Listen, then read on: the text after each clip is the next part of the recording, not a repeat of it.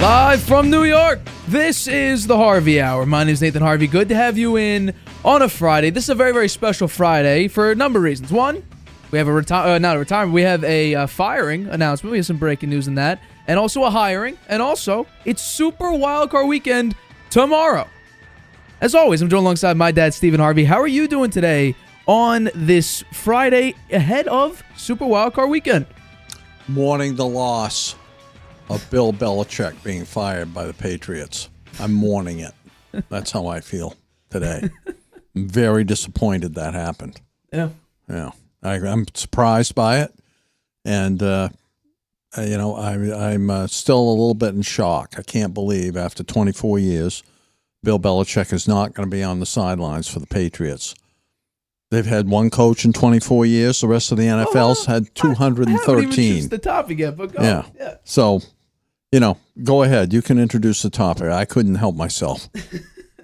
All right, so that is the breaking news. It's sort of the same thing. One firing yesterday and a hiring today. So Bill Belichick was fired from the New England Patriots after 24 seasons. Robert Kraft, Jonathan Kraft, and Bill Belichick decided to split, and they seemed like they were happy about it, but I want to send the announcement over. So here's a choked up and thankful Bill Belichick saying that he's no longer the head coach of the New England Patriots. Robert and I, after a series of discussions, have mutually agreed to part ways. And for me, this is a day of gratitude and celebration. There's so many memories of the fans, the send-offs, the parades, the Sundays. Whatever the situations are, Patriot fans here, and not just in New England, but they extend nationally and even internationally as I've traveled. It's amazing how far the arm reaches. We saw that this year in Germany. So appreciative of the fans for all the support they've given me, my family, and this football team. I'll always be a Patriot. I look forward to coming back here, but at this time we're gonna move on, and I look forward. I'm excited for the future. Always very, very appreciative of the opportunity here, the support here, and what you've done for me. Thank you. So that was Bill Belichick announcing no longer the head coach of the New England Patriots. A lot of people saw this coming, a lot of reports, but now it is official. Belichick, we're going to have a new head coach, and it will be linebacker coach Jerod Mayo. I want to start with, how surprised are you the Patriots actually decided to fire a 24-year career with them, Bill Belichick? Well, as you say, it's been rumored for quite some time, particularly after the Patriots lost to the Colts in Germany. It was rumored that Kraft had enough and he was going to replace Belichick. He did give Jerod Mayo a contract that showed that he could just step right into the job, a long-term big contract.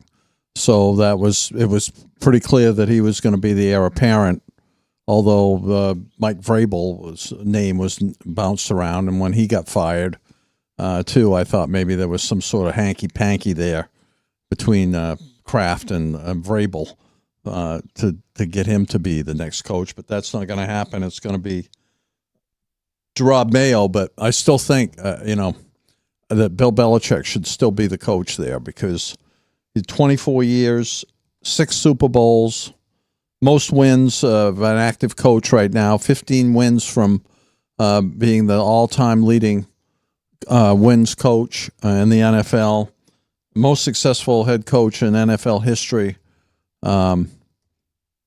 Took players that nobody knew and turned them into stars, always had a team concept.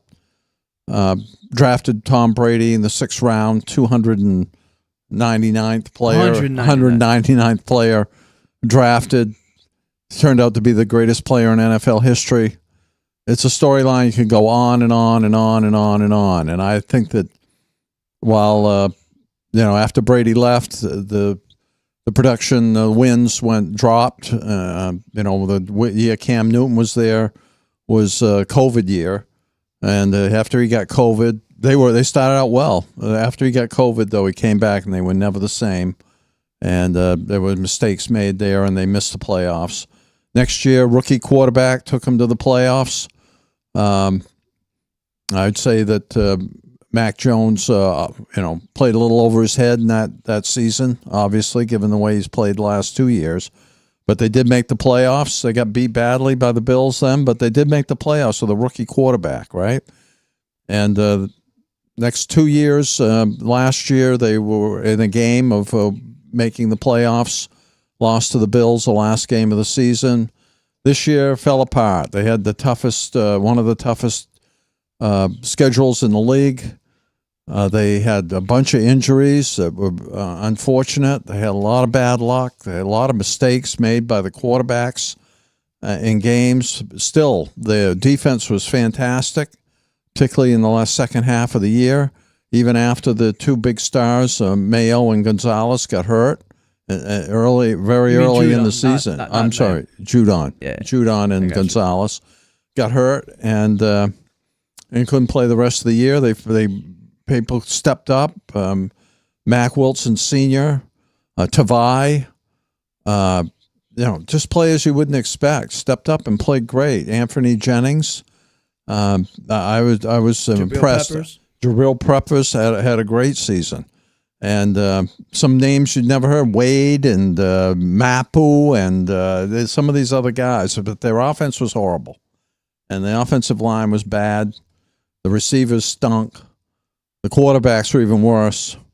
The running backs were good. Zeke and Ramondre Stevenson, both good backs, both had decent seasons, even though there's no holes to run through. So it was unfortunate, and you get fired because of that. That's what the Kraft said he had enough, even though I think all it was really needed was bring back Josh McDaniel, who really could have may well wind up coming back. You wait and see. He may wind up come back and be the offensive coordinator. Draft some offensive players. You have the most cap space in free agency for the free agent market. You could have rebuilt easily, and Belichick could have stayed. And he's 71 years old. It could have given him one more year, and I think that's what should have happened. So I'm very disappointed in Robert Kraft, and I'm sure Bill Belichick's going to get another job, and I'm not sure which team it's going to be, but I think there'll be multiple teams that will be looking to bring him in, and I bet you they'll do well with him. That's what I have to say. Well, we all knew this was coming, right? We heard about the contract that Jerod Mayo got back last year, way back then, January 2023. He got this long-term deal. He was going to be a head coach somewhere, but then instead, Robert Kraft brought him in and put into his clause that within the next 2 years, you'll be the predecessor, the next guy up for Bill Belichick. Sorry, successor, my fault. So I've ripped on Bill Belichick for the past 2 seasons. You look at his draft picks, bunch of misses there, especially on the offensive side. Defense has actually been pretty good, where nearly all of them have been hits. Most of them have been hits. What I had a problem with when it comes to Belichick is, first of all, 9 out of the 20 of his coaching staff are his kids or former draft picks. That's not good. You're not reaching out. Your eyes are always in the rearview mirror, just wishing to have that similar or the same success you had when you were winning Super Bowls, when you had a great defense, great run game, and oh yeah, the greatest quarterback of all time. I mentioned this on Tuesday's show when we speculated whether or not against the Jets, that was Bill Belichick's last game, and it was 2,933 days since the Jets beat the Patriots, and they ended up doing that this past Sunday. I said that in order for this to work, because they were supposedly meeting from Monday and up until what we saw on Thursday, which was Belichick getting fired, I thought Bill Belichick seemed very uncomfortable. Things were going very wrong for Belichick, and I thought that maybe he was uncomfortable because he lost Dante Scarnecchia, the greatest offensive line coach in history. Matt Patricia, his best defensive coordinator probably. Joe Judge, when the Patriots special teams were at the top of the league, he was the special teams coach. Josh McDaniels, one of the best offensive coordinators we've seen in a very, very long time. Ernie Adams, an incredibly intelligent guy, football knowledge through the roof, and a very close friend of Belichick. And then, of course, the greatest quarterback and arguably the greatest player of all time, Tom Brady. He lost all those in a very, very short amount of time. There was no setting up for the next stage, and throughout Belichick's career, we saw that he was never prepared to change, no matter what it was. When the league was going from heavily defense and run game, which is what the early Patriots were, and then slowly morphing into a quarterback league, when Brady was taking over, he was very, very thankful because there was no way, If Brady decided to leave, got hurt, whatever the case may be, for a long period of time, was not able to play for the Patriots, I guarantee you we would have seen a similar situation we see now back then.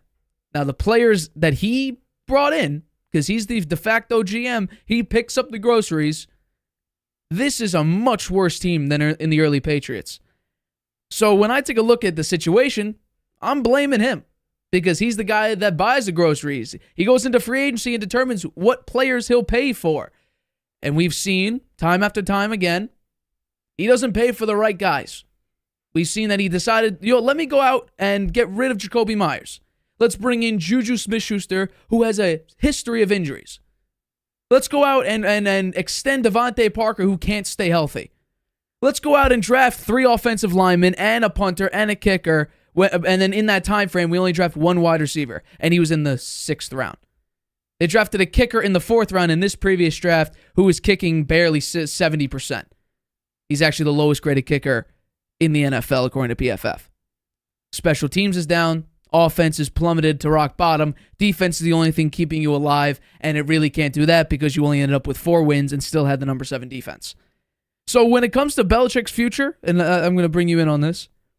So right now, in Belichick's future, we're talking about the next the best odds are the Falcons at plus 150, then no team at plus 175, and then the next highest is the Chargers at plus 400. Then you also have the Commanders, Titans, Panthers, Giants, Saints, and Jets. All, progressively lower and lower odds. I want to know, what team do you think is going to pursue Belichick and what his next destination would be? Mm-hmm.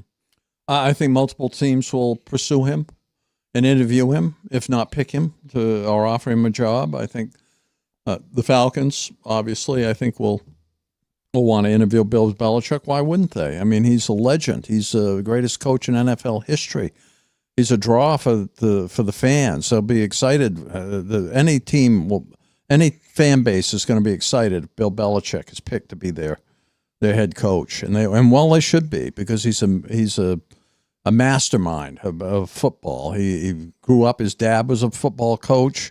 He grew up with football. He played football in college, and he's always been an NFL. He's always been an NFL coach. 48 or 9 years. I'm not sure which one. I think it's 49. 49 years of coaching experience, and he's still got the fire in his belly. He still wants to do it, and he's going to get an opportunity with a new NFL team. I think that the Falcons would not be his first choice. I would say the Commanders would not be his first choice. I think he'd prefer to go to a team that's got some really good pieces, particularly a good quarterback. So I'm sure he'd be interested in the Chargers job, and I bet he'll get an interview for that. But I'm not sure they're a good fit for him in terms of the way their front office works, with their family kind of running the front office, and Belichick wanting to have some say in the players, I'm sure. So I'm not sure that's the best fit for him. I'm thinking that we have to wait until after this wild card, super wild card weekend to see if one of the teams expected to win maybe loses. And so they might say, Eagles. I'm thinking Eagles. I'm really thinking Eagles. I have the Eagles picked to win. I might be wrong on that. I'm kind of hoping I am, in a way, because I think the Eagles would be a good team for Belichick to go to. They have a decent quarterback, and they're banged up right now, and he can make their defense so much better. Even with, I'm sure there are going to be players that will want to follow Belichick to his new team, and that's another thing other teams will be looking at. A lot of those defensive players are free agents, and I'm sure they're going to want to follow Belichick to the new team. So I'm thinking maybe the Eagles. Maybe it's Atlanta. If it's Atlanta, they're going to have to bring in a quarterback, and I doubt he'll want to draft one, because he's going to want to get those 15 wins to be the all-time winning coach. I don't think he's going to want to wait 3 years for some young quarterback to develop into a winner. So it remains to be seen. There are some quarterbacks out there that you could probably get. You can get Jimmy G.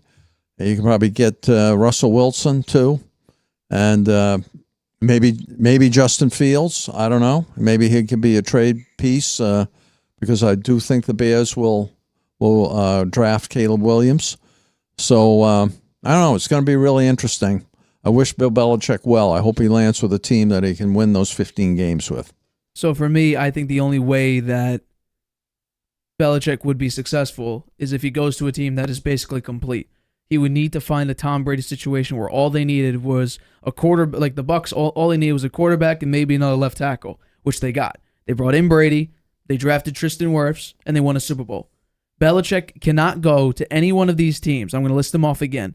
The Falcons, Falcons, Commanders, Titans, Panthers, Giants, Saints, Jets. All those are the bottom three are no, but he cannot go to a single one of those teams and win a Super Bowl ever.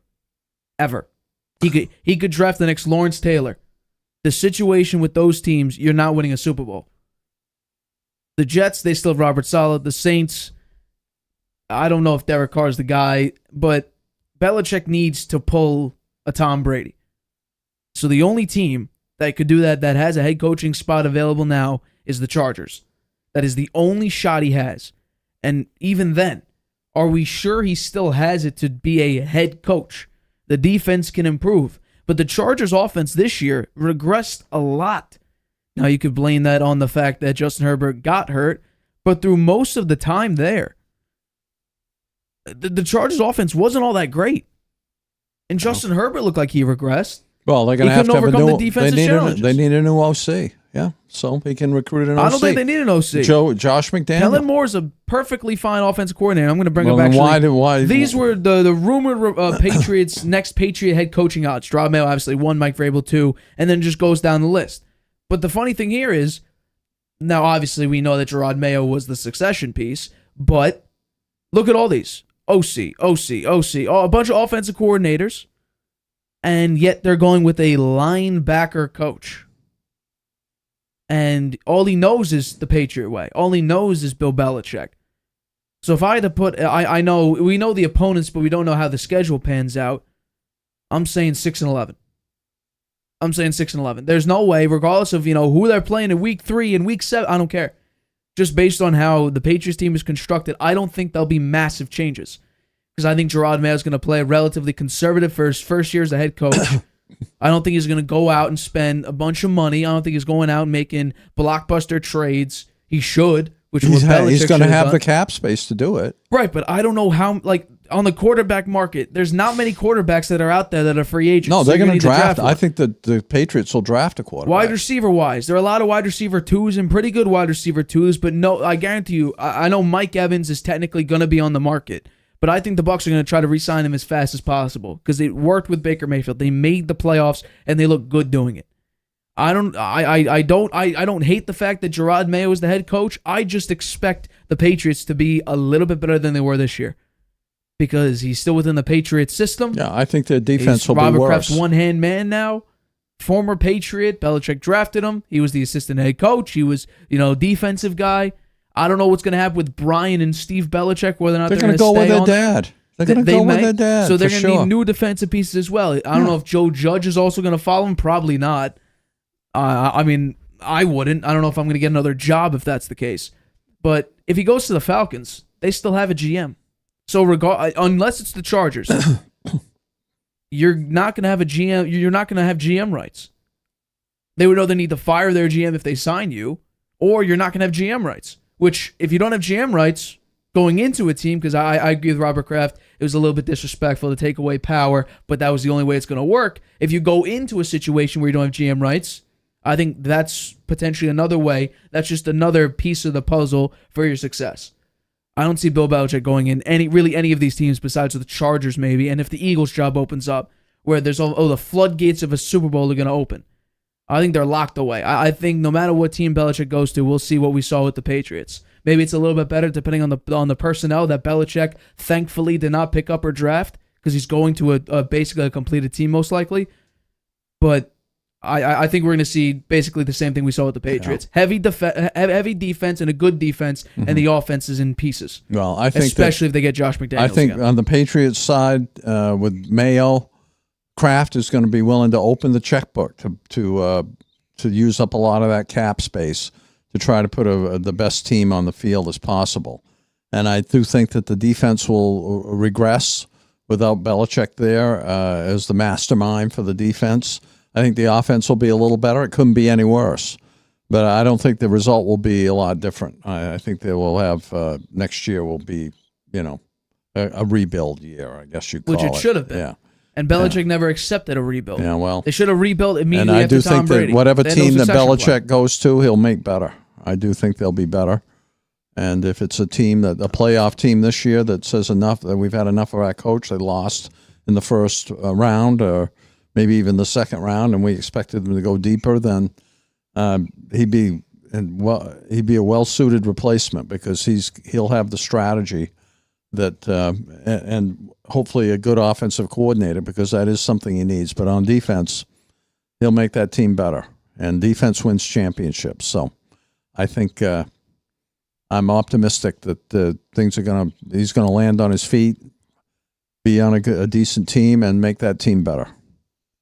All right, so let's get into our next topic. It's time to actually begin our picks and predictions for Super Wildcard Weekend. We'll start with the first game on Saturday at 4:30 on NBC. We're talking about the Texans and the Cleveland Browns. Cleveland's favored on the road by -2 points. C.J. Stroud and DeMeco Ryans are the 5th rookie quarterback and head coach to make the playoffs. The first since 2012 when Chuck Pagano and Andrew Luck made the playoffs with 11-5 record. They made it only to the wild card round. That's where they ended their line there. Some other rookie head coach and quarterback duos are Rex Ryan and Mark Sanchez in 2009, John Harbaugh and Joe Flacco in 2008, and also in 2008, Mike Smith and Matt Ryan for the Falcons. Mark Sanchez and Joe Flacco in 2008 and 2009, they each made it to the conference championship and lost. So I want to know, let's start with you. What's more likely, a Texans upset with C.J. Stroud or Flacco beats Brady in a historical record of most playoff road wins? What do you think is more likely? Flacco breaks the record or C.J. Stroud and the Texans move on? I'm taking the Browns in this game. The Browns played them on Christmas Eve, and Stroud didn't play. It was Case Keenum. But the Browns blew them out. It's 36-7. The Texans defense didn't have an answer for Joe Flacco's long bombs. And I think that there's going to be more of that on in this game. And Stroud will be back in there. That's big for them. He had 4,000 yards passing this year, 64% completion rate, 23 touchdowns, 5 interceptions, 100 quarterback rating. So I think that will make a difference. But the Browns have got the top-rated pass D, and Stroud doesn't do so well when he's playing against really good defenses, and the Browns have the best. So, and particularly passing defense, the Browns are number one in that. So, I think the Browns are going to win. I don't think the game will be. I think the game will be close. I think it will be 24-21 is what my prediction is, and I'm looking forward to the game. All right, so for me, when I take a look at this game, I'm looking at definitely the defense, and I'm looking at the Browns' defense. Obviously, they've been one of the best defenses in the NFL this season, and I'm also looking at Joe Flacco. We know what Joe Flacco is in the playoffs. He's playoff Joe Flacco, and I said in the first 3 games, I said, this looks like 2012 playoff Joe Flacco. And if you look at the numbers, besides the interceptions, it kind of is. He's been playing lights out, over 300 passing yards per game, and he's been very, very good. 3 out of his 5 games, they've scored over 30 points, and I think it's going to be more of the same here. Under pressure, out of 43 quarterbacks, C.J. Stroud is the 27th. So he's ranked 27 out of 43. Not good at all. He has 3 touchdowns, no picks, a 52% completion percentage under pressure. He only gets pressured 34.5% of the time, which is pretty impressive for a middle-of-the-pack offensive line. Joe Flacco, on the other hand, he's 7th in PFF grade under pressure. 4 touchdowns, 4 picks. He's not, obviously the 4 picks isn't good, but the fact that he's still as dominant as he is, he's 38 years old, he got off the couch, a month and a half ago basically, and he's slinging the ball like no other. It's incredibly impressive. I think Joe Flacco does get the win here. I agree with you, and I actually have the Browns winning 34-21. I do think the Browns reach 30 points in this game. I think it's very, very crucial. 124. Right, 31-24. I think the Browns reach 30 points again in this game. Uh-huh. So the Texans, they're a young team. It's an impressive run for C.J. Stroud. I do not think they can get it done in this game. Mm-hmm. I don't know what are we expecting from the Texans, though? I think that's the big question here. Yeah, I think they'll play well, but I don't think they'll play well enough to beat the Browns. So The other factor that I have in this game is the experience factor. Flacco has a lot of experience in playoff games. He's not nervous for this game. The C.J. Stroud probably hasn't slept all week. I don't know. I think that's and the rookie coach, right? I think that's a factor as well. So those guys, they're going to learn a lot in this game. I think. I think there'll be some mistakes made by the Texans. I think the way the Browns handled them on Christmas Eve, their offense against the defense with 36 points, and always raining those bombs down on them with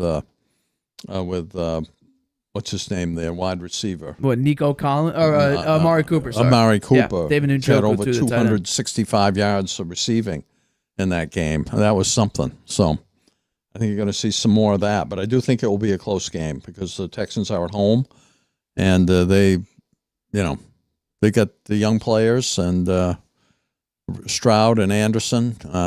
Those guys are going to be pumped up, and I'm sure they have a good coach. He just hasn't got this kind of experience in the playoffs as a head coach. So I think it'll be close, but I do think the Browns will win. When I take a look at this Texans situation, I think C.J. Stroud, the first 5 passes, he's going to be a lot of adrenaline, butterflies in the stomach. I think we're going to see some overthrows, some underthrows, 2 left, 2 right for the first few throws. I think it'll take him about a quarter to settle in, and especially with the pass rush with Myles Garrett running right at you, that's mortifying to see that type of a guy running straight for you at full speed because when he tackles you, it's going to hurt. And the Browns are dealing with some injuries on the defensive backside, but I think this game is going to be about offense. I think we're going to see some high-flying balls. I think 24 points is not a low score particularly. I do think, though, with Joe Flacco in this offense, it's literally bombs away. He got up off the couch, and he was sort of a last hope for the Cleveland Browns to succeed. So he really has nothing to lose. This really won't change the trajectory of what we think of his career. Now, if he makes a Super Bowl and wins it, maybe we do. Maybe we do. But we know that in Joe Flacco's career, he's won 1 Super Bowl. He really hasn't won. He doesn't have many accolades in his career, yet we think of him as a pretty good quarterback. Now, when I take a look at this Browns offense, he's tied for the most road wins in the playoffs, so that's a pretty good stat. It is, but I'm talking about more so just like the individual accolades, like Pro Bowls, All Pros, MVP, stuff like that. He has a Super Bowl win. He does, and not many quarterbacks get that. But my guess is if they go deep into the playoffs, let's say they get into the championship game in their division, in their conference, and it's a close game, it could be the starter for him next year. You're paying Deshaun Watson way too much money. Just say bye-bye. Yeah, they've done that. Look at Russell Wilson. He's out. They paid him a ton of money. He's gone. But the contract didn't kick in yet. It was about to kick in. You know what? They'd have somebody would pick up Deshaun Watson as long as the Browns ate some of the salary. So I don't know. If Joe Flacco takes them deep into the playoffs, do you think they're going to ditch him? I don't. I mean, maybe they have the Deshaun Watson on the team, but Flacco is the backup. And if Watson doesn't play well, then they put him on the bench. I don't know. We'll see. He is old, 38 years old. But hey, Tom Brady played till he was 45. That is true. But yeah, no, this Browns offense. You have Amari Cooper, who with Joe Flacco has lit up the skies. You have David Njoku, the tight end, who with Joe Flacco is one of the best tight ends, at least in fantasy purposes. And just overall, just a dominant tight end since Joe Flacco got there. This team all around, it's a good offensive line, good surrounding cast, great defense. And I said this on a previous show. The Browns, besides maybe Joe Flacco's turnovers, have no holes. They are probably, in my mind and in my perception of what I've seen for the Browns so far this season with Joe Flacco out there, I don't really have any worry. I don't see like a gaping, gashing hole that's like, okay, you have to look out for that. That's your kryptonite. Like for the Dolphins, it's against good teams. The Bills, they're just inconsistent, and Josh Allen's turnovers, it's sort of Josh Allen is up against himself and another opposing defense. The Ravens, I don't think, especially with Mark Andrews now practicing, now actually one of their holes is filled up now because now they have their back an all-pro tight end. The Chiefs, their wide receivers are not good. The Steelers, they have Mason Rudolph starting at quarterback. And their offense has just been anemic all season. Packers, youngest team in the NFL. Cowboys, again, against great teams. They don't perform very well. Lions, the defense. Rams, not a phenomenal offensive line, inconsistent defense, but the way they're playing now is very good. Eagles, bad defense, injuries all around, and then the Bucs, Baker, overall weapons, defense can get cooked at times. The Browns are one of the only teams that I'm confident saying that this team could probably make an AFC Championship game. So that's sort of what I'm expecting here. I'm expecting them to come out, put up 30, and just say, hey, see ya, Texans. It was a great run you had. And it was a phenomenal run. A rookie quarterback, a rookie head coach, a first-time offensive play caller, making it into the playoffs, winning the division, winning 10 games, which I don't think anyone thought that the Houston Texans, even after the draft and drafting Will Anderson and C.J. Stroud, that they would make the playoffs and have 10 wins. I don't think anyone thought that, because why should you? The Texans just went 3-13, or 3-13-1. So I'm impressed with the way C.J. Stroud played. We talked about how earlier in the season, when he was playing like it, he should be in the MVP conversation. D'Amico Ryans did a phenomenal job. I think he deserves Coach of the Year votes, absolutely. But I think if you're thinking about just overall situation, what Kevin Stefanski has done, the defense is being consistent. Now you're down to your fourth quarterback, and he's playing as well as he's playing right now. I think you got to take the overall better offense and the better defense, and you could maybe say the better head coach, at least for this season, just with all the stuff that has happened. I think the Browns get a win here. I think Flacco moves on. Defense wins championships. They have the best defense in the NFL, the Browns.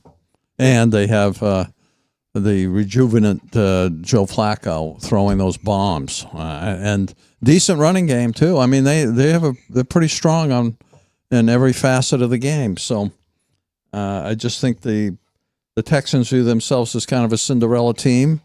They've had a lot of success with their coach could be the coach of the year, and their quarterback certainly is the rookie of the year. So it's going to be a fun game to watch. The only concern I have is on offense on the road, it's not great. It really is not that great. So that's what I'm a little bit worried about. They're a different team versus home and away, as most teams are. So that's my only concern, is that they're not as consistent. But, in the totality of it, I still believe in the Browns. Flacco, playoff Joe Flacco is dangerous. I would definitely look out for him.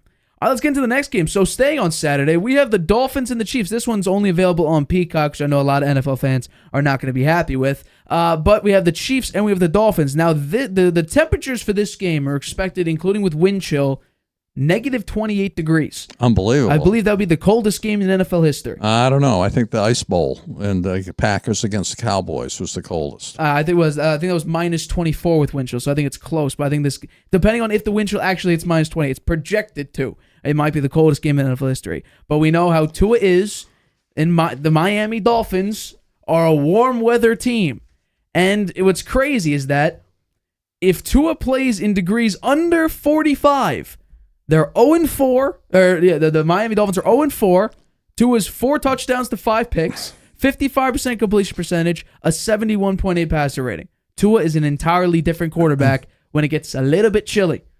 Warm weather team, warm weather players. This is not looking good. Do you think Tua and the Dolphins can overcome the cold and able to defeat the Chiefs in Arrowhead? No way.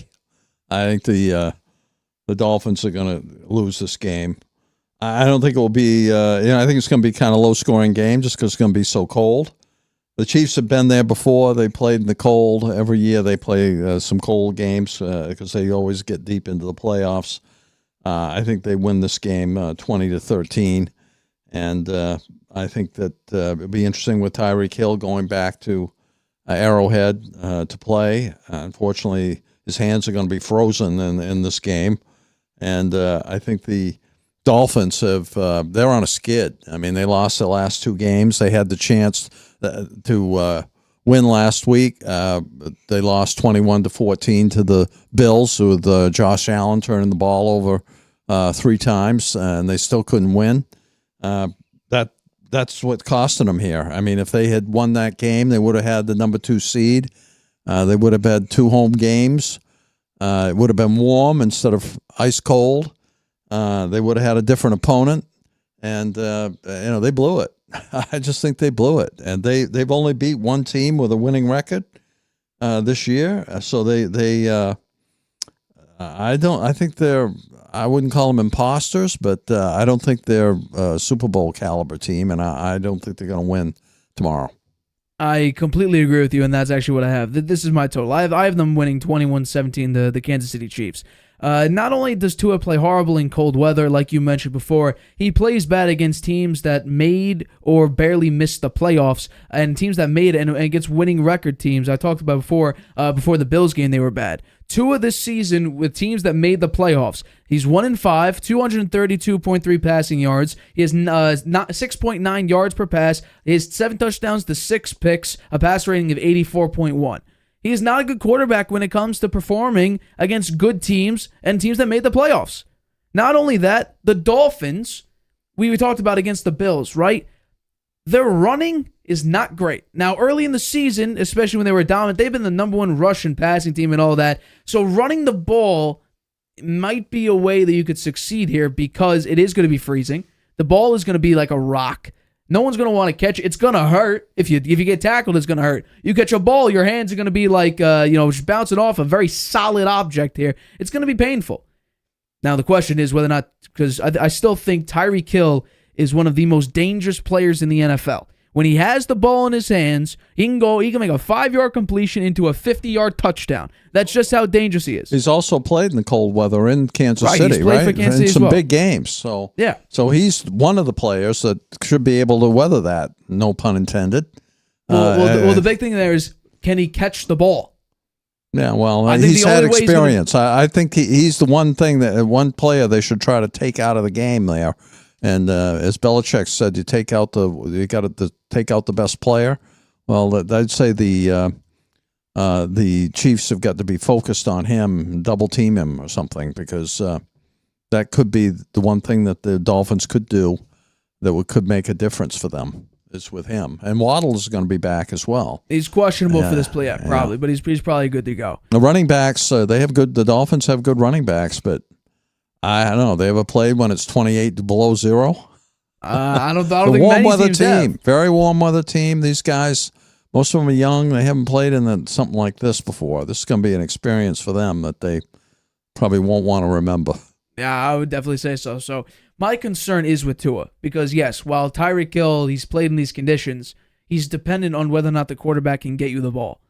And we saw against the Bills, Tyreek Hill threw it up to him on one of the first plays of the game, and it was an interception. It was a bad throw, bad decision, and that's what I think we're going to see from Tua in this game.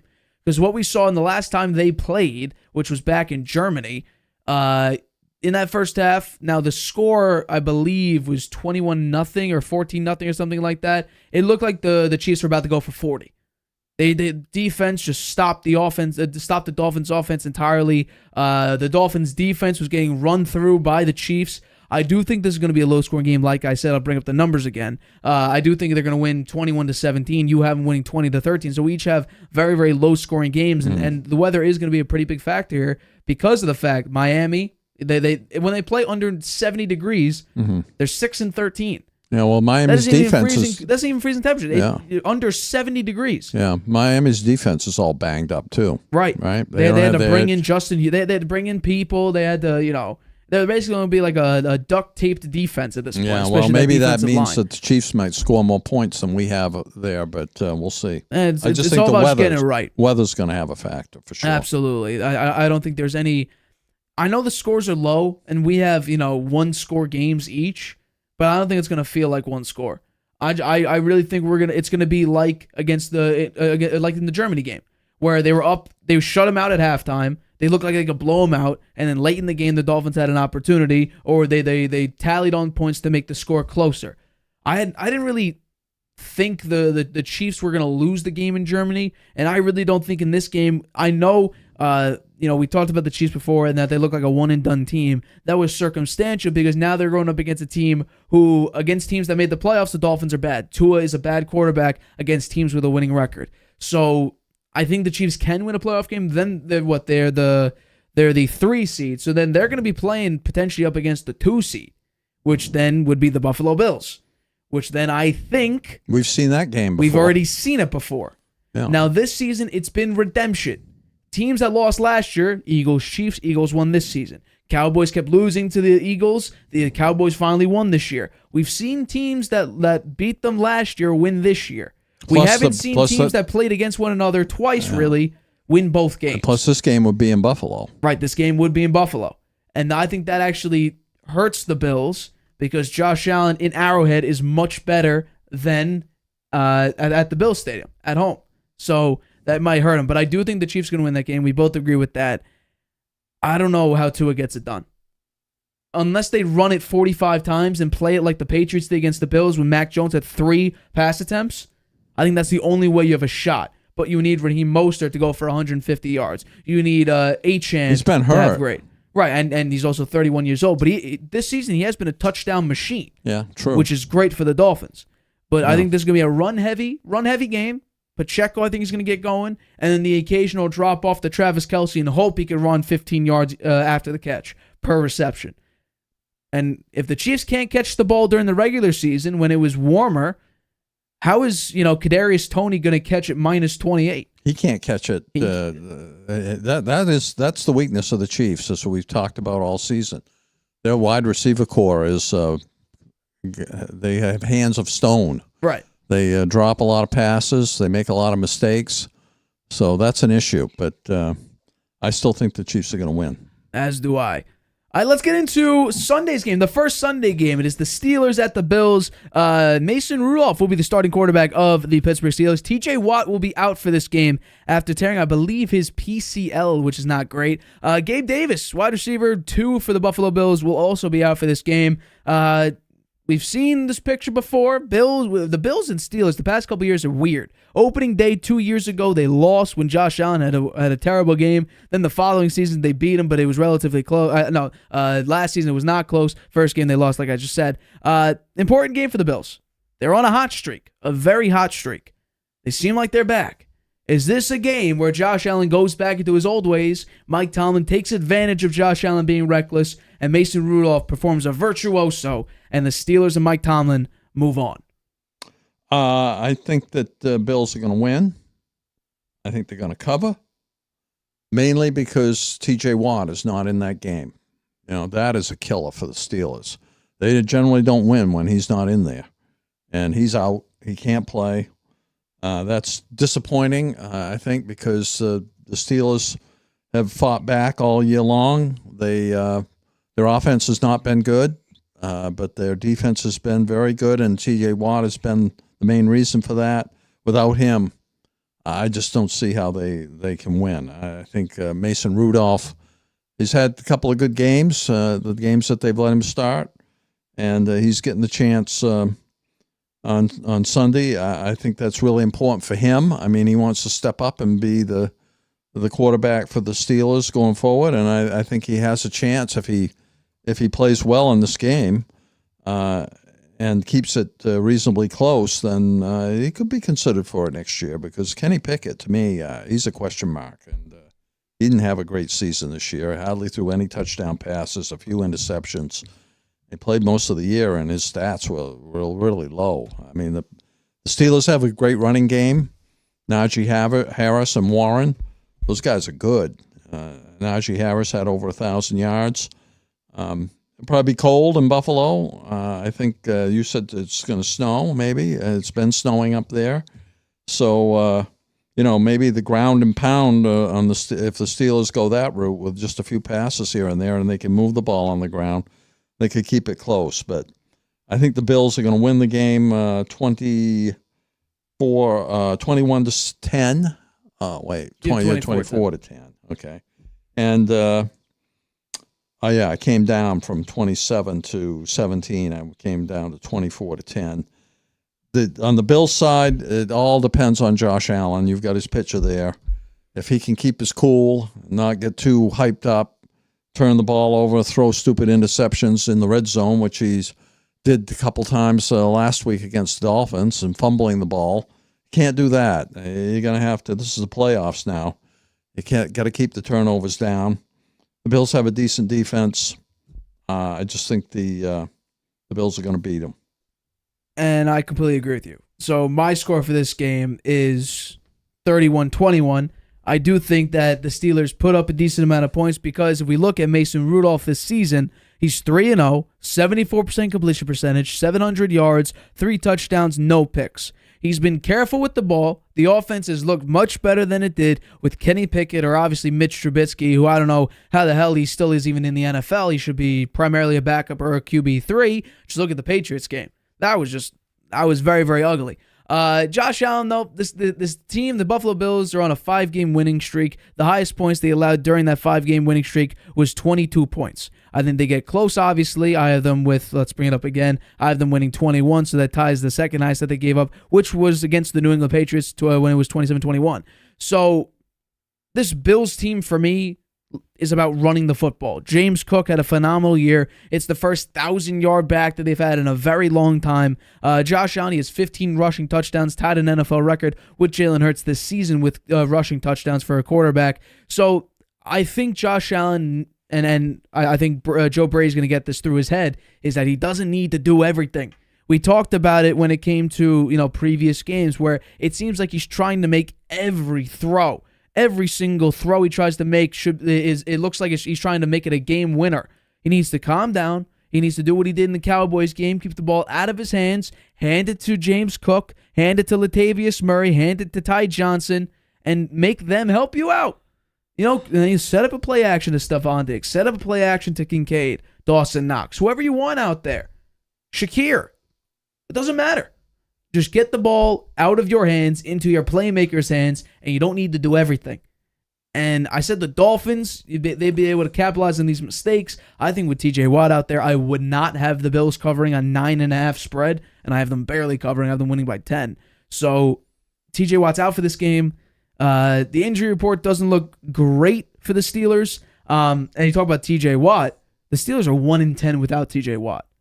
So it's dangerous that he's out. That he's out for this game. My pick is the Bills.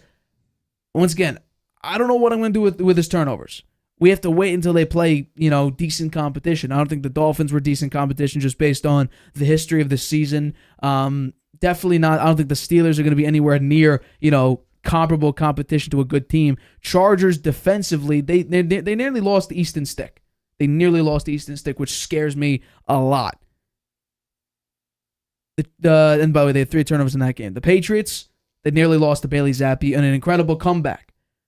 They should have capitalized. The Patriots should have capitalized when they were in the Bills' territory time after time after time again. Well, Zappi turned the ball over too much. And that killed as the quarterbacks for the Patriots did all year long. Right. Bad decision-making, turnovers. That's the reason the Patriots not in the playoffs. So my pick here is indeed the Buffalo Bills. I say they win 31-21. We're going to take a quick break here, but coming up, we're going to pick the remaining games, which is Packers at Cowboys, Rams at Lions, and Eagles at Buccaneers. We'll discuss those right after this. Whether you're just discovering your voice or taking your show to the next level, you know what the world needs to hear. All you have to do is say it. With Spotify, set up your podcast. Your food podcast. Your mindfulness podcast. Your never thought you'd get this far podcast. And watch those sparks fly. I put a picture of the comment. Drop the episode anywhere people listen. And find out who they're cooking with. Where they're finding inner balance. And why they love your show. You're already a creator. Now you can create, connect, and get paid for your passion with one single free tool. Spotify for podcasters. Talk where the world listens. Using Wi-Fi without NordVPN could mean sharing your private stuff with more people than you think. Stay safe on public Wi-Fi. Get NordVPN's special offer and encrypt your internet connection. NordVPN. Online security starts with a click. Welcome back to the Harvey Hour. My name's Stephen Harvey. Good to have you in on a Friday. As always, I'm joined alongside my dad, Stephen Harvey. Let's get into our next topic here, which is we are talking about the Green Bay Packers and the Dallas Cowboys. The Cowboys favored by a whole touchdown over the youngest team to make the playoffs in the NFL this year, Jordan Love and the Green Bay Packers. This is going to be, I think, a pretty good game, actually. A lot of people are actually picking the Packers for the upset, or at least to cover the points, but I've seen a lot of people picking the Packers just because they could score, and Jordan Love is on a heater as of late. I want to know, who are you picking to win this game, and do you think Jordan Love and the youngest team in the NFL could somehow upset Mike McCarthy, Dak Prescott, and the Dallas Cowboys? No. I think the Cowboys are going to win and cover. Cowboys don't lose at home. They have a long winning streak at home, and that's not going to be broken at this game on Sunday. I think the Cowboys win 21-13. I think the Packers will have a plan for CeeDee Lamb, so I think the Cowboys are going to run the ball. Packers are 22nd against the run. I think. Who's a running back for the Cowboys? It's Tony Pollard. Tony Pollard. Yeah, I think he's going to have a good game. He's had some good games this year. He's rushed for over 1,000 yards lately. He's been quite good, and that ground game is going to open up the passing game for the Cowboys. Generally, the Packers, when the opposing team has a good passing attack, the safeties and the linebackers have to drop back a little bit. It opens up the run game more. Dak Prescott will throw just enough passes to keep the Packers honest on the passing game. I just don't see how the Packers can beat the Cowboys on Sunday. So for me, I also have the Cowboys, but I don't love it. I think it's going to be close. I do think the Packers are going to cover. The Cowboys will get the win, though. And I've showed this graphic before, and I'll show it again. The reason why we should be fearful of Jordan Love and the Packers upset is because of this reason. In the past 8 games, look at just the stats for Jordan Love. 6-2 record in the last 8, 70% completion percentage, nearly 270 passing yards a game, 18 touchdowns to only 1 interception, 7.8 yards per attempt, and 112.9. I've said it on the show, and I'll say it again. What I expected from Jordan Love this season is, can he replicate what Aaron Rodgers did last year, and it's sort of be similar? I don't expect him to be better than Aaron Rodgers, but I just hope that with 3 years under Aaron Rodgers, learning from him, experiencing the game through his eyes and learning from it through his play style, that he could be comparable to Aaron Rodgers.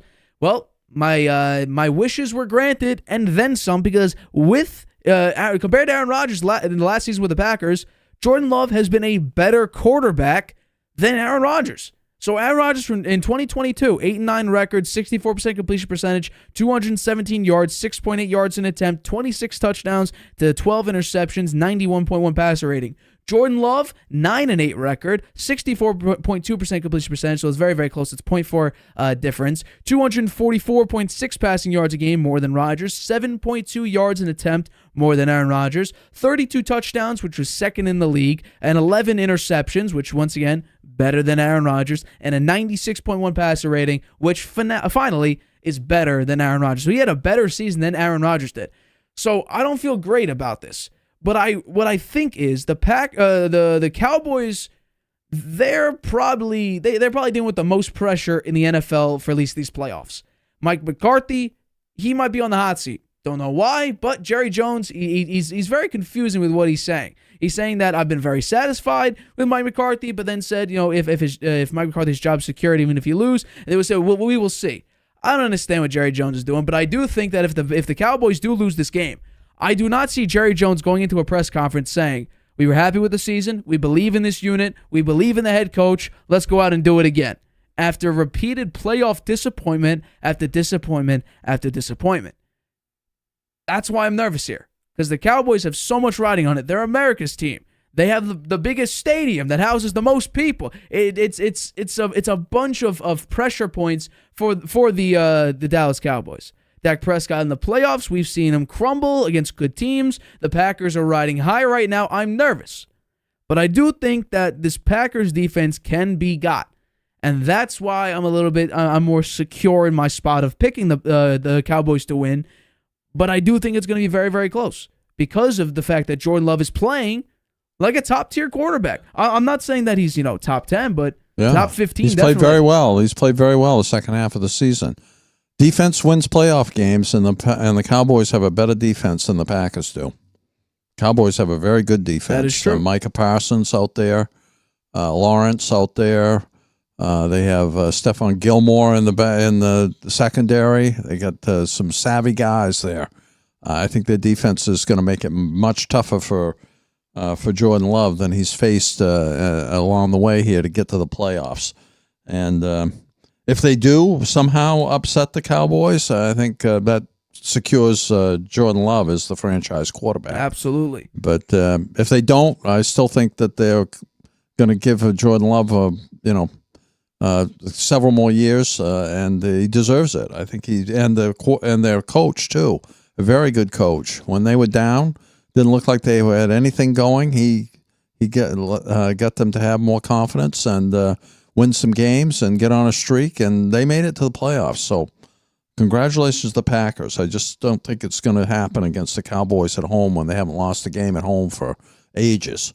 My question is, what's your expectation, though? Are you going into this game saying, I want to see Jordan Love throw for 300 yards and a lot of touchdowns and, maybe one interception? But, because for me, people and Matt LaFleur, even at the beginning of the season, said, let's calm it down.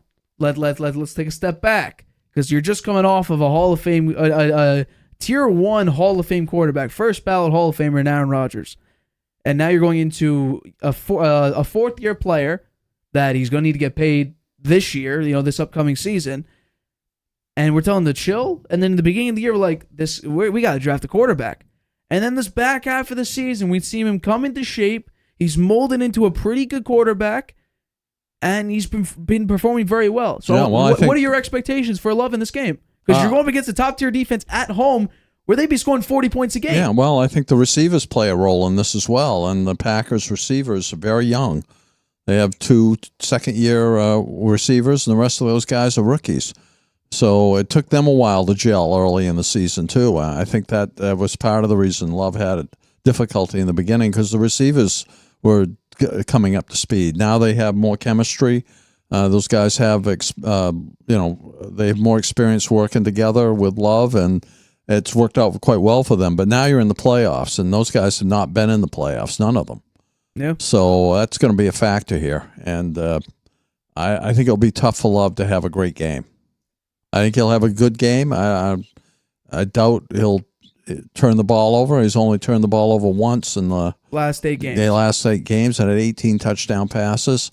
I think they'll start slow. I think it will be they'll have the butterflies, and I think the wide receivers will have them badly. And I think the Cowboys, who have a lot of playoff experience, playing at home, have the crowd behind them. I think early on it will be the Cowboys, and they'll take the Packers a while to get their legs under them and get some rhythm going. If they do, then maybe Love can have some good stats out there, but I think it's going to be very hard for him. I'm expecting a great opening drive, and then I think it's going to be spotty for the rest of the game. I do have them. We're going to bring up the results again. I think it's going to be spotty. I do think the game is going to be close. Well, 23 points. You think the Packers will score 23? That's pretty good. Yeah. Against the Cowboys defense. Well, we just saw the Cowboys at home nearly lose to the Detroit Lions and only put up 20 points. So I'm a little bit nervous to see just, how much effort the Cowboys put in. But speaking about effort, I want to move on to our next game, which is the Detroit Lions, speaking of them, and the Los Angeles Rams. It's Matthew Stafford's return game to Detroit. Yeah. These two quarterbacks were involved in a little trade. Yeah. Jared Goff on the Rams, Matthew Stafford on the Lions. In 2021, you swap them. Jared Goff was considered a contractual piece just to get rid of. He wasn't supposed to be this guy who comes in and makes the playoffs and stabilizes the Lions' quarterback position so they can build around him, which they have been doing. Yeah. And yet, lo and behold, here we are. Each quarterback playing its former team. I think this is going to be a good game. I want to know, will the Lions disappoint Matthew Stafford and his return game to Detroit? Who you have winning this game? I have the Rams winning this game. I have Matthew Stafford, the assassin, coming into his old stadium and his old team and beating the Lions by a score of 31-28. I think it'll be a high-scoring game. Both offenses are high-powered. I think the other reason I think the Rams will win is the coaching. Sean McVay's had a fantastic year coaching. He turned Kyron Williams, and nobody had ever heard of, into a top running back. Only played the second half of the season, pretty much the second half of the season, wound up with over 1,000 yards rushing. So they've got a very good running game. He took Puka Nacua, a rookie, turned him into one of the best receivers in the NFL, and now Cooper Kupp is healthy, and he's out there with him. So they've got firepower on the wide receivers, and Matthew Stafford having one of his best years, healthy all year. I think the Rams are on a roll here. They won 7 of their last 8 games, and I do think the coaching with Sean McVay, knowing Jerod Goff very well, and Jerod Goff knowing that Sean McVay knows him very well, is going to have Jerod Goff worried out there, and I think he's going to have the butterflies. I think he's going to make some turnovers. I think he's going to play down to where he played sort of when he was with the Rams, maybe a little better. And I think you'll see Dan Gamble making all kind of some crazy decisions out there, going for it on 4th down and things, and that will cost him. And I do think that the Rams will win by a field goal. So for me, I said before the season started when we were doing our standings predictions, which we haven't done in a while, but why would we? We did the last time we did was in week 8. I believe in my preseason prediction, I said something that a lot of people were wondering if it would happen or not based on last season, and I said that I expect the Lions to do something they haven't done in 30 years, and that's win the NFC North. Check. I said they would win a playoff game, which they haven't done since 1991. And here's where we are. They're in the playoffs. Check. Now they're playing the Rams in a playoff game. And so what do I expect? I'm not backing down. I'm going to be honest. I don't feel good about this pick, but I am indeed picking the Lions to win. I agree with you. This is going to be a high-scoring game, and I do agree with you that the Rams will score 31 points. I just have the Lions edging them out just a little bit and scoring 35. I have the Lions winning 35-31. Now, if Sam Laporta, who was banged up this week and expected not to play, really it was questionable, he was at least at practice. He's questionable to play. My guess is I'm hoping he does. Because if he doesn't, you get rid of a security blanket that you relied on a lot this season. When the Lions were making that come from behind near win against the Dallas Cowboys, who did Jared Goff say, he's out there somewhere, let me throw it to him? It was Sam Laporta. Going down the field, one of the best tight ends this season. If he's not out there, I'm nervous. I'm scared. Very, very scared, just because the security blanket is a very reliable tool for each team. Travis Kelce, Mahomes, Brady, Gronk, Lamar Jackson, Mark Andrews, Brock Purdy, CMC. The security blanket is a beautiful thing. If you don't have that, I don't know if Jared Goff is the quarterback that could overcome it. Lamar Jackson, we've seen. When Mark Andrews out since week 11, we've seen what he could do. The offense has exploded. You go up and you beat the Miami Dolphins. You go up and absolutely dominate the San Francisco 49ers. That's how great Lamar Jackson is. I don't know if Jared Goff is that guy. And we'll see if he can't go. What I will agree with you here is Kyron Williams, who I kept mentioning on my Harvey hot hand every time I picked the Rams. He had a tremendous season. Started 11 games, nearly, he had 1,100, a little more than 1,100 yards and 12 touchdowns. And that's for a guy that came into the league last year. He's a second-year player. And last year, he really didn't do anything. 35 carries, 139 yards, no touchdowns. He had 6 first downs. Sean McVay did. He got his offensive line better, and Correct. Their offensive line was terrible last year. He resurrected that. That's another reason why Williams has had such a good year. And another thing I point out is the Lions' pass defense, number 27. Yeah. Going up against Stafford, it was a very good passer, and those receivers who are 2 of the best out there, Kupp and Nacua. I think that I really think that the Rams have got the edge here, Nate, and they're going to find a way to win the game. I don't know if Penei Sewell, if he's matched up against Aaron Donald, can hold up. Now, Penei Sewell is a phenomenal offensive lineman, but Aaron Donald is arguably one of the greatest defensive players we've ever seen. I don't know if he'll be able to hold up. So what that means is we need Jahmyr Gibbs, or I'm saying the Lions need Jahmyr Gibbs, who, by the way, had a tremendous season, nearly 1,000 yards and 10 touchdowns. David Montgomery, who had 1,000 yards and 13 touchdowns. They are going to need to be the stars of the show. Because if they're not, we look at the run defense for the Rams. According to PFF, they're number 7. And if you talk about the total defense of the Rams, if you're not talking about PFF grade, the Lions on run defense is 12th. So this is a pretty decent run defense. If David Montgomery and Jahmyr Gibbs cannot help you out for the Lions, it's not going to look good. I'm not going to feel good about my pick, but I'm not backing down. I will go down with my ship because if I somehow make this prediction where they do what they haven't done in 3 decades and a little bit more, it's going to feel pretty good to make a pretty preseason prediction and nail it. I'm 50% of the way there. This is not a Super Bowl team. They do not, like you mentioned, they do not have the defense that is required to make it to the Super Bowl. Yeah. I don't love it. I don't dislike Jared Goff. I like him as a quarterback, but I think he's got to be very nervous because he knows Sean McVay knows everything about him, right? You can't really say that Dan Campbell knows about Matt Stafford because he was there for a second. You don't have the prior coach that coached you back when Matt Stafford was in his prime. Yeah. And that's where the Lions know Matt Stafford just based on, if you look at their history, he was there from 2009 until 2021. Well, the other thing the Rams got going for them is experience in the playoffs, right? They did win the Super Bowl a couple of years ago. Yeah. So I just think that the Rams have got the edge here. It's going to be interesting. I completely agree with you. I feel bad for the Lions if they do lose the game because they have waited a long time for this playoff game, and it is at home. But we'll see what happens. I do think it's close. I've only got a field goal difference here. Go Lions. All right, let's get into the final one. We're finishing up Super Wildcard Weekend with the Eagles and the Buccaneers. Not looking good. So what's funny is that the Bucs in the month of December actually went 5-1 record.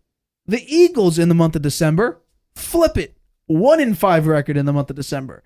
And you're coming off of 2 losses, one against the Cardinals and your former defensive coordinator, Jonathan Gannon, and against Tyrod Taylor and the New York Giants, who have been out of the playoffs for a couple weeks at this point, who literally had nothing to play for.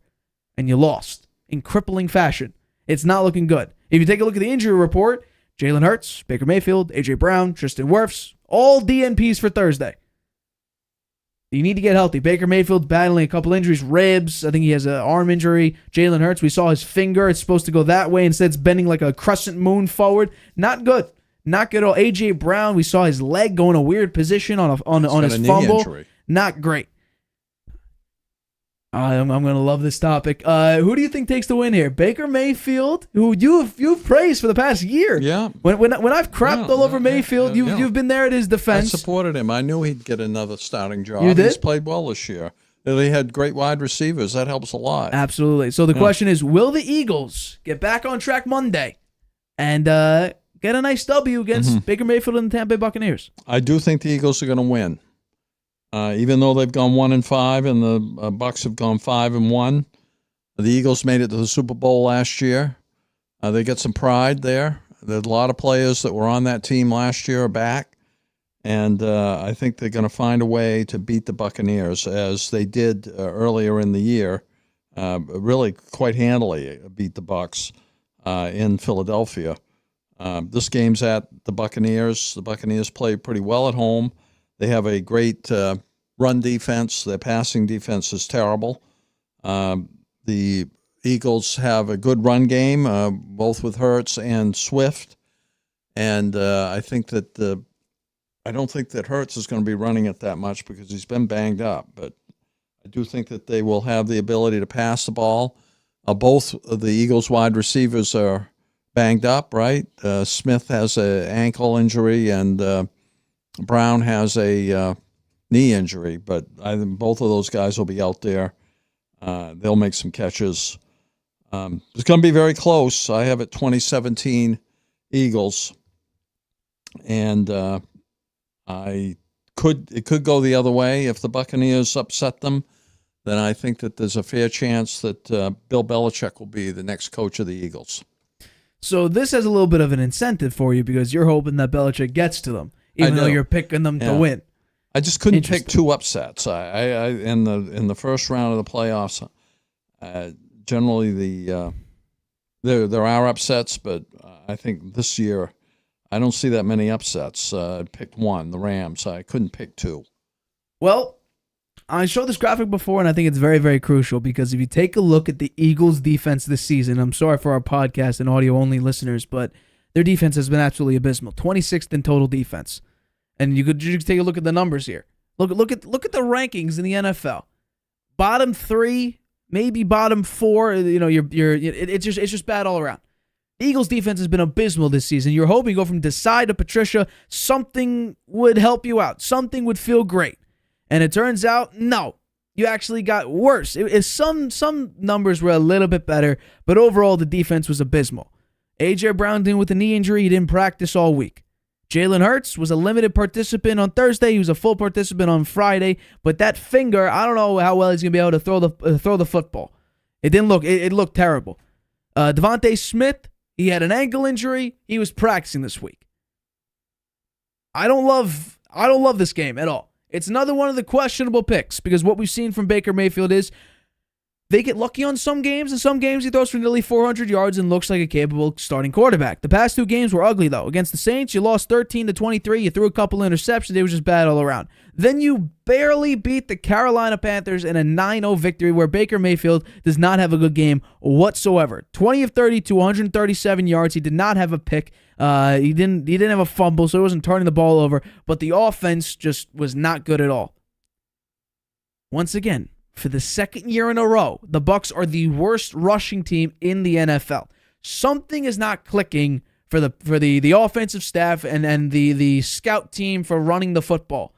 Chase Edmonds isn't your guy. Rashad White seems interesting, but he's not your guy. The running game is not great, and especially with a pretty decent offensive line that the Bucs have had since Brady got there.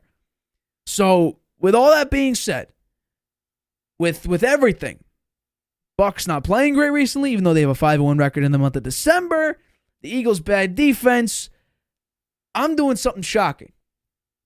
I'm picking Tampa Bay to win here because I just feel the Eagles have hit such a rock bottom that there's no coming out of it, really. I don't think this is going to be fun to watch, even though I have it 23-20. I think at the very end of it, it's going to be a grueling game, a touchdown here and respond, touchdown there. I think this could be a lot of turnovers. I don't think Jalen Hurts is going to be out there throwing for 350 yards and 3 touchdowns. I think this is going to be a ground and pound game, which, if you take a look at the numbers, it falls into the Bucs' favor. They are 5th in rushing defense. The shocking thing, though, is that the Eagles actually did pretty well on the ground. 201 rushing yards the last time they played on the ground. 472 total yards given up by the Tampa Bay Buccaneers defense the last time they played in Week 3. But that was Week 3.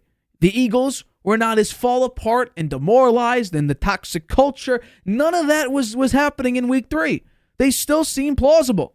They still seemed decent, pretty good. Super Bowl team, maybe. I thought so back then. Now they've fallen apart into literally hitting rock bottom over and over. So much so, you lost to Tyrod Taylor and the depleted Giants. So you're picking Baker Mayfield to win, huh? If we were a year ago, I would say Nate picking Baker Mayfield as starting quarterback to win a playoff game. Yeah, impossible. Yeah. So you've come a long way. You've come 180 degrees. Yeah. So you know what? This sets it up perfectly to go back into the expectations to fall off into disappointment again.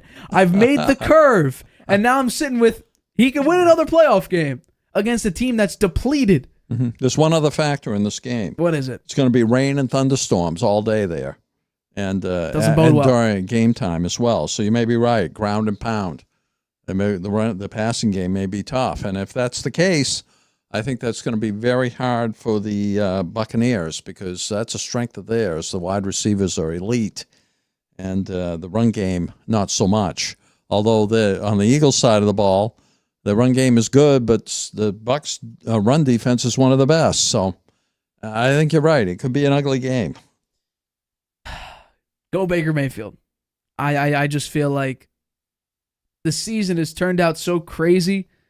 I mean, you can. He had a terrible season. Game last week. He did. It was not great. That was a really important game, right? They won 9-0. They didn't score any touchdowns. Correct. They were lucky that they won the game because the Panthers had that play where the guy caught the ball, went right to the end zone, and Winfield knocked the ball out just before he crossed the goal line. Right. So, they didn't play well last week, and that was a game to win the division. So they got lucky playing. They were playing against the worst team in the NFL and just barely won.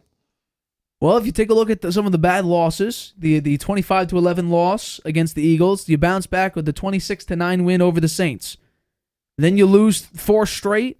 You come back, win 20-6 to the Tennessee Titans, and that was after a horrible, devastating loss in C.J. Stroud's come from behind 94-yard drive with it might have been 75 yards in 42 seconds to win that game. That was terrible. You lose to the 49ers and the Colts. You come back and beat the Panthers, but barely. Then you beat the Green Bay Packers.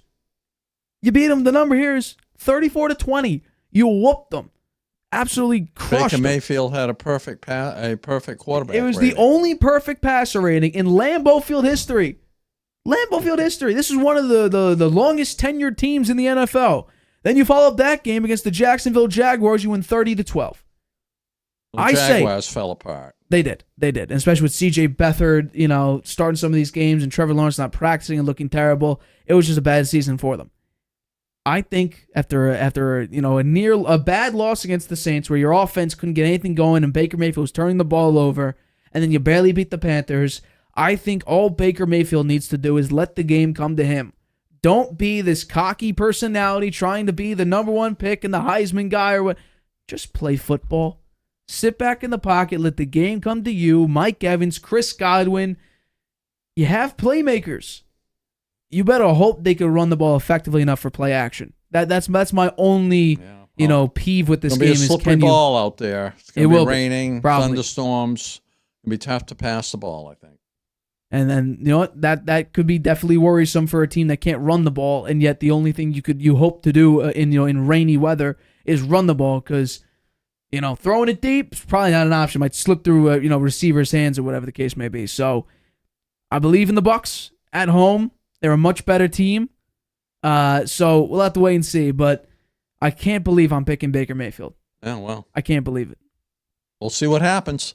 So that wraps up our picks for Super Wildcard Weekend 2023-2024 edition. That also will wrap up this episode of the Harvey Hour. We got a good show on Tuesday. We have a special guest coming in to talk Bill Belichick, the firing, and Jerod Mayo. We're also talking the results of this game on Tuesday. But as always, this will wrap up this episode of the Harvey Hour. My name's Nathan Harvey. That's my dad, Stephen Harvey. We are the Harvey Hour. Catch us Tuesday, 6:30 p.m. Eastern, right here on YouTube. Night, Grandpa. Using Wi-Fi without NordVPN could mean sharing your private stuff with more people than you think. Stay safe on public Wi-Fi. Get NordVPN's special offer and encrypt your internet connection. NordVPN. Online security starts with a click.